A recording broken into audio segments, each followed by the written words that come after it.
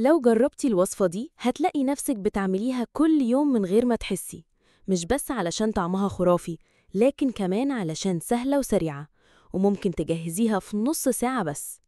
عيش طري، هش، غني بالجبنة والنكهات. ومش بس كده، ده كمان وجبة متكاملة تنفع للفطار أو في لانش بوكس الأولاد، ومش هتحتاجي معاها أي حاجة تانية. يلا بينا نشوف المكونات.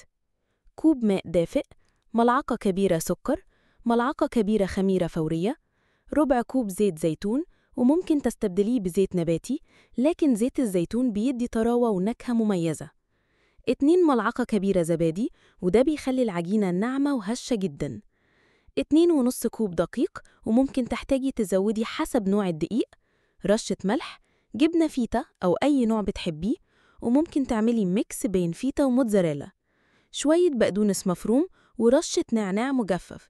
النعناع مع الجبنة بيغير الطعم خالص ويخليه منعش.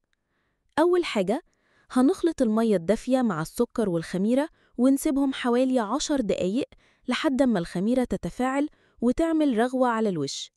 بعد كده نضيف الزيت والزبادي ونقلبهم، وبعدين ننزل بالدقيق شوية بشوية ونضيف رشة الملح. العجينة دي لازم تكون طرية وملساء مش قاسية. لو حسيتي إنها بتلزق زودي شوية دقيق، بس مش كتير علشان تفضل خفيفة. هنغطي العجينة ونسيبها تختمر نص ساعة في مكان دافي. بعد ما تختمر نفردها على ورقة زبدة في صينية ونسيبها ترتاح 10 دقايق كمان. الخطوة دي مهمة علشان ما تشدش في الفرن وتطلع هشة.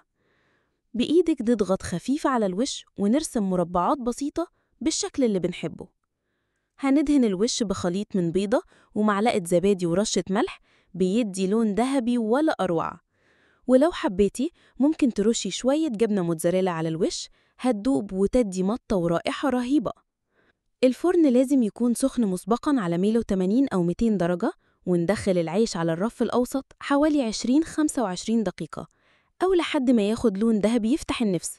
بصوا بقى على العيش، من بره مقرمش ومن جوه طري وهش بطريقة مش طبيعية. ريحة النعناع مع الجبنة حاجة تانية خالص. دي كانت وصفة عيش الجبنة، طري، هش، سهل، وطعم خطير. جربوه واكتبولي في التعليقات جربتوه بإيه، وإيه أكتر نوع جبنة بتحبوه في الوصفة دي.